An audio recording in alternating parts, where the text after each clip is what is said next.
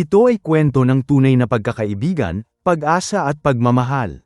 Nais ko po munang pasalamatan ang lahat ng manunood sa inyong patuloy na suporta. Sa isang baybayin sa Ilha Grande sa Brazil, masayang naninirahan ang pamilya ni Joao. Kasama ang kanyang asawang si Maria, at ang nag-iisang anak na si Miguel.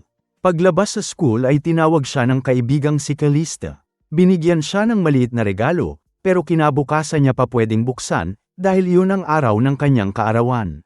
Masaya niyang pinuntahan ang kanyang ama, na nasa tabing dagat. Naroon din si Marcos at si Luis na mga kasamahan ni Joao sa pangingisda. Habang pauwi ay nakiusap siya sa ama na isama siya sa laot kinabukasan. Hindi ito pumayag dahil may pasok pa siya sa school. Sa bahay ay nadatnan nila si Maria, na nagluluto ng minatamis na bayabas, na hindi niya pwedeng kainin dahil ito ay ibibenta.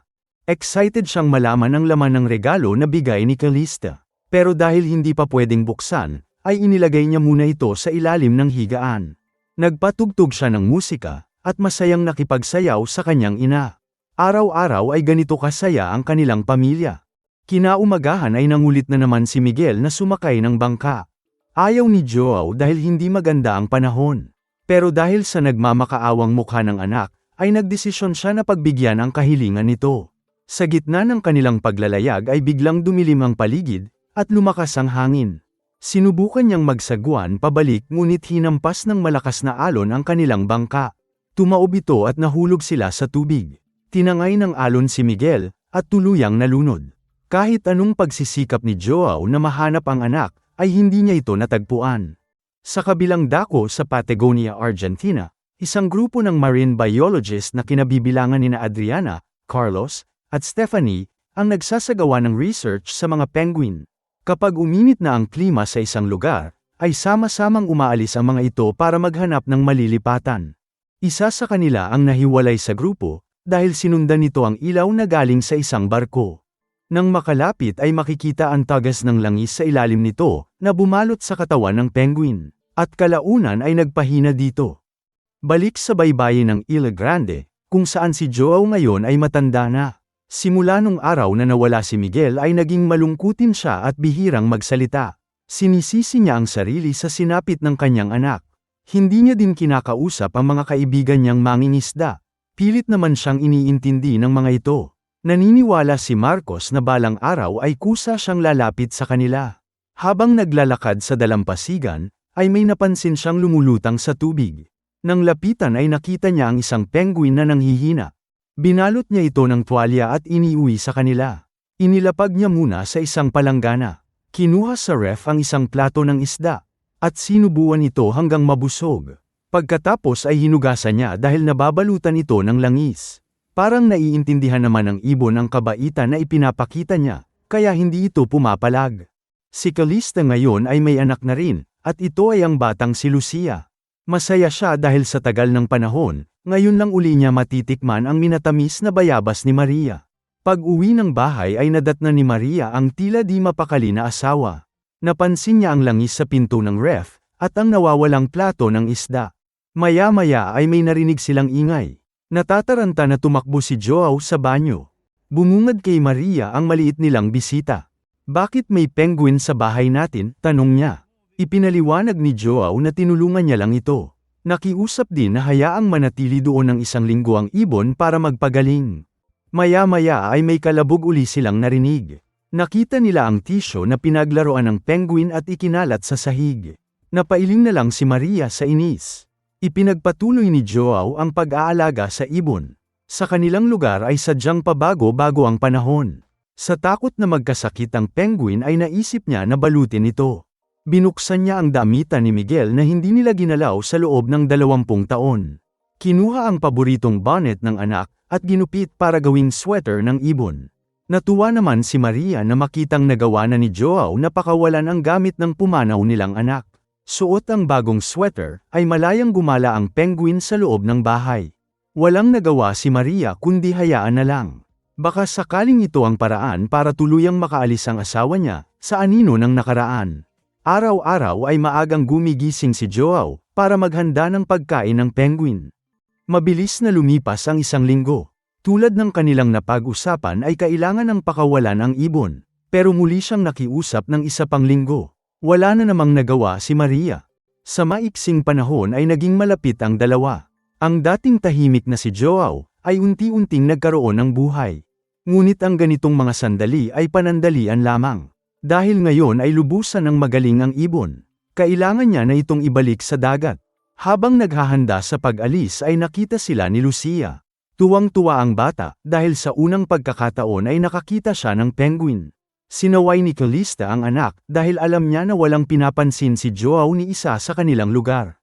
Pero nagulat siya nang batiin at kausapin siya nito. Dahil walang pangalan ang penguin, ay binigyan ito ni Lucia ng pangalan na Dindim. Mula noon ay Dindim na ang itinawag ni Joao sa ibon. Mabigat ang loob na nagsagwan siya papunta sa kabilang isla. Pagdating sa lugar ay itinabi niya ang bangka. Inilapag sa buhangin si Dindim at iniwan. Pero sinundan siya nito, at gustong sumama pabalik. Sa ilang beses na pagsaway ay tila naintindihan siya ng ibon, kaya tumigil na sa pagsunod. Ligtas siyang nakauwi ng bahay. Sinabi niya kay Maria ang nangyari, pati ang bagong pangalan ng penguin na bigay ni Lucia. Natuwa ang babae nang malaman na nakikipag-usap na siya sa ibang tao. Kinaumagahan ay nagtaka si Maria, nang makitang naroon uli si Dindim. Pumasok ito ng bahay, at dumiretso sa kusina. Gulat na gulat si Joao nang makita ito. Hindi makapaniwala na nagawang makabalik ng ibon doon. Kumuha siya ng isda at pinakain ito. Makikita sa mukha niya ang ngiti, na hindi na silayan sa loob ng 20 taon. Kinabukasan ay nilapitan niya ang dating mga kaibigan. Nanghingi siya ng maliliit na isda para kay Dindim. Natuwa ang mga ito dahil sa napakatagal na panahon, sa wakas ay kusang lumapit si Joao sa kanila. Pagbalik ng bahay ay nagsimula siyang gumawa ng pugad para kay Dindim. Sa kanyang pagtataka, ay ginagaya nito ang tunog ng martilyo, na animoy tumutulong sa paggawa. Hindi niya mapigilan ang matawa. Nang matapos ang pugad, ay agad itong pumasok sa loob, at nagsimulang magdala ng maliliit na bagay upang gawing palamuti sa bagong tahanan. Maya-maya ay may dumaan na babae na may dalang basket ng isda. Hindi mapigilan ni Dindim na sundan ito. Hanggang sa mapalayo na siya at makarating sa bayan. Sa pag-uusisa sa paligid ay nawala sa paningin niya ang babae. May nakita siyang bisikleta na pinakialaman niya. Nabutas ito at bumagsak. Sa takot ay tumakbo siya para tumakas. Nakasalubong niya ang maraming manok, at isang aso. Mabuti na lang at hindi siya napahamak. Bumalik siya sa dinaanan niya kanina, at nakauwi naman ng ligtas. Mapayapang lumipas ang mga araw na magkasama si Joao at Dindim. Isang gabi, napadpad siya sa dating kwarto ni Miguel. Nakita niya ang regalo na bigay ni Calista noon. Tinangay niya ito palabas. Tuwing umaga, nakagawian na ni Joao na ipaghanda ng pagkain si Dindim. Ngunit noong araw na yon ay hindi niya mahagilap ang ibon. Tanging bakas ng mga paa papunta sa dagat ang kanyang nakita. Lumisan na si Dindim. Ang puso ni Joao ay muling nadurog. Maging si Maria ay nalungkot din sa nasaksihan. Si Dindim ngayon ay lumalangoy pabalik sa Argentina, kung saan siya nagmula. Naroon pa din ang grupo ni na Adriana para manaliksik. Dahil hindi takot sa tao ay madali nilang nahuli si Dindim, at nailagay sa hawla. Dinala nila ito sa tent, sinukat, at kinuha ang timbang. Nagtaka sila dahil hindi normal sa isang penguin na maging maamo. Pagkatapos ng lahat ay nilagyan ito ni Adriana ng GPS tracker. Ayon sa kanilang pag-aaral, ang mga penguin ay kusang bumabalik doon tuwing breeding season. Umuuwi sila sa dati nilang mga pugad, kasama ang kanilang mga kapareha.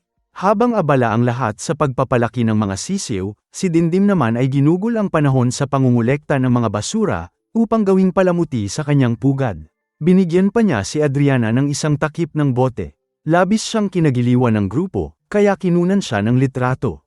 Sa kabilang dako, dahil sa paglisan ni Dindim ay naging malungkutin uli si Joao. Isang araw ay napagpasyahan niyang sirain na ang pugad nito. Pero pinigilan siya ni Maria. Sa halip ay nilagyan na lang ito ng takip, para hindi niya palaging nakikita. Lumipas ang ilang buwan, mainit na uli ang klima sa Argentina. Kaya ang mga penguin ay magkakasama na naman para lumipat ng ibang lugar. Pero gaya ng dati, si Dindim ay humiwalay sa karamihan. Isang umaga habang naglilinis si Joao ng isda, ay may narinig siyang ingay sa loob ng pugad. Nang tanggalin niya ang takip ay bumungad sa kanya si Dindim. Hindi siya makapaniwala na matapos ang ilang buwan ay muling babalik doon ang ibon. Pati si Maria ay hindi maitago ang tuwa. Napansin nila ang kulay pula na nakakabit sa pakpak nito. Pagkatapos pakainin ay masayang ipinasyal ni Joao si Dindim sa bayan. Hindi pangkaraniwan sa mga tao na makakita ng maamong penguin, kaya pinagkaguluhan nito ng lahat. Ang ilan ay kinuuhanan nito ng video at ini-upload. Mabilis na kumalat ang kanilang video, at nakarating sa kaalaman ng grupo ni Adriana. Nakita niya ang kaparehong tag na inilalagay nila. Hindi siya makapaniwala na magagawang lumangoy ng isang penguin, mula Argentina hanggang Brazil. Para makasiguro, tinawagan niya ang kaibigang reporter sa Brazil na si Paulo. Nakisuyo siya na tingnan ang tag number na nakakabit kay Dindim. At pinuntahan nga ni Paulo ang isla. Natakot si Joao sa pag-aakalang kukunin ng lalaki ang penguin. Pero dahil sa paliwanag ni Maria ay kusang loob niyang ibinigay ang tag number. Tinanong nito kung pwede siyang ma-interview sa TV, na kaagad niyang tinanggihan. Ayaw niyang magulo ang tahimik nilang buhay. Gusto lang sana ni Paulo na maipakita sa buong mundo, ang kakaibang pagkakaibigan nila ng penguin. Na ang mga hayop ay pwedeng magkaroon ng espesyal na koneksyon sa tao. Paalis na sana ang lalaki, nang si Joao ay biglang nagbago ng isip. Papayag siya sa interview basta siguraduhin lang ang kaligtasan at kalayaan ni Dindim. Pagkatapos ng kanilang usapan ay itinawag kaagad ni Paulo ang tag number kay Adriana. Tuwang-tuwa ang babae nang makumpirma, na yun nga ang maamong penguin na nahuli nila, at kinuha na nila ng picture. Sumunod na araw, bumalik sa isla si Paulo kasama ang buong crew para sa interview. Ayon kay Joao, sa nakalipas na ilang taon, si Dindim ay bumabalik sa kanila tuwing buwan ng June. At umaalis naman ng December.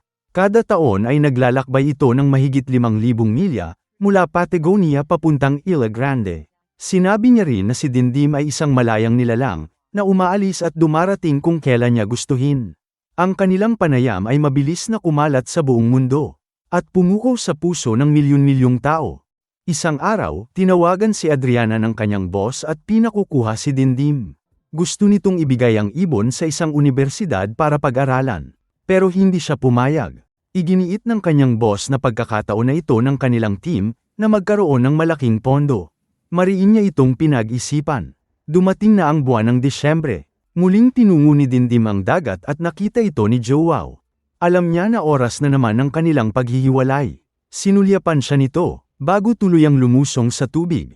Sa kabilang dako, naghihintay si Adriana sa pagbabalik ni Dindim. Hindi naman siya nabigo dahil dumating nga ito. At tumuloy sa dati nitong pugad.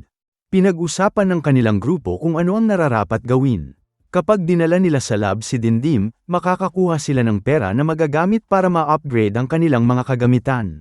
Ngunit kapalit nito, mawawala ng kalayaan ang ibon. At malulungkot si Joao sa kabilang ibayo, na palaging naghihintay dito. Papalapit na naman ang panahon ng paglisan ng mga penguin sa lugar. Kaya tinawagan uli siya ng kanilang boss, para siguraduhin na madadala nila ang ibon sa lab. Labag man sa loob ay kinuha nila si Dindim, at inilagay sa hawla. Ihahatid nila ito sa isang unibersidad. Habang nasa biyahe, tahimik niyang pinagmamasdan ang kulungan. Maya-maya ay huminto sila sa isang checkpoint. Bumaba si Carlos para ipakita ang kanilang papeles. Noong oras na yun ay nakalabas sa hawla si Dindim, at tumalon mula sa van. Nasaksihan ito ni Adriana, pero tiningnan niya lang ito at hindi pinigilan. Pagbalik ni Carlos ay napansin na nawawala ang penguin. Nagtaka siya kung paano ito nakatakas gayong sarado ang hawla. Sabi ko sa'yo kakaiba siya, ang tanging sinabi ni Adriana. Naintindihan ni Carlos na ito ang piniling desisyon ng babae. Sa kabilang bahagi ng karagatan, ay naghihintay sila Joao sa pagbabalik ni Dindim. Dumating din ang grupo ni Paulo para masaksihan ito. Lahat ng taga-nayon ay nagpunta, at nakiupo sa dalampasigan para mag-abang. Pero ilang oras na ang lumipas, walang Dindim na dumating. Inip na ang lahat, at pagod na ang mga bata. Kaya ang iba ay nag-uwian na. Si Dindim naman ay naglakad pabalik. Iniisip kung saang direksyon siya dapat pumunta. Bumaba siya sa matarik na bangin. Pero sa kasamaang palad, nalaglag siya at nawala ng malay. Inabot na sila Joao ng takip-silim sa paghihintay. Nagpaalam na rin ang buong grupo ni Paulo. Naiintindihan nito ang kabiguan na nararamdaman ng mag-asawa. Si Dindim ngayon ay nagkamalay na. Sa kabila ng natamong sugat, ay nagpatuloy siya sa paglalakad. Hanggang marating niya ang tubig. Pinilit niyang lumangoy kahit nanghihina na. Samantalang si Joao ay nakatulog sa paghihintay. Nang magising ay kinuha niya ang regalo ni Calista para kay Miguel, na napulot niya sa labas ng bahay. Isang maliit na bracelet na may pangalan ni Miguel. Hindi mapigilan ng mag-asawa ang umiyak, nang maalala ang kanilang yumaong anak. Suot ang bracelet ay magkatabi silang umupo sa labas ng bahay. Sinabi ni Maria na kahit minsan, ay hindi niya sinisi ang asawa sa pagkawala ng kanilang anak. Kaya dapat palayain na din ito ang sarili sa nakaraan. 2 linggo ang lumipas. Hindi na matiis ni Joao ang maghintay na lang. Lumapit na siya sa mga dating kaibigan, at nanghingi ng tulong na mahanap si Dindim. Hindi naman nag-atubili ang mga ito na samahan siya. Sinuyod nila ang dagat pero walang anumang bakas ng ibon. Hirap silang makakita dahil sa dilim ng gabi. Makalipas ang ilang oras na paghahanap, ay sumuko na ang ibang kasamahan at nagpaalam ng umuwi. Pero si Oscar na naiintindihan ang nararamdaman niya, ay nagsabi na puntahan pa nila ang iba pang isla. Inabot na sila ng madaling araw sa paghahanap. Nang biglang may naaninag si Joao na nakalutang sa tubig. Kaagad siyang tumalon, at nadiskubre na si Dindim nga ito. Parang nawalan siya ng lakas, nang makita ang sinapit ng ibon.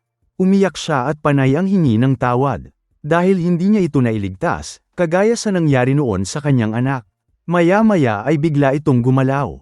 Buhay pa si Dindim. Labis-labis ang kanyang pasasalamat. Tuwang-tuwa din ang dalawa niyang kasama. Ang munting tahanan ng mag-asawa ay nagkaroon ng buhay. Bumalik sa pagiging masayahin si Joao. At nabuong muli ang magandang samahan nilang magkakapit-bahay.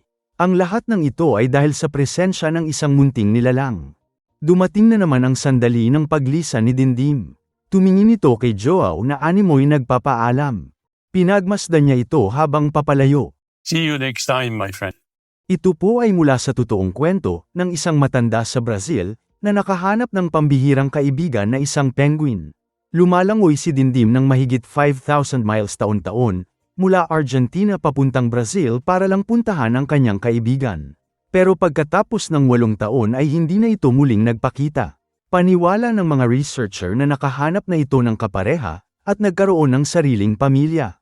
Gayunpaman, natutunan ni Joao na pakawalan ang sakit ng nakaraan at mas pinili ng magpatuloy sa masayang buhay.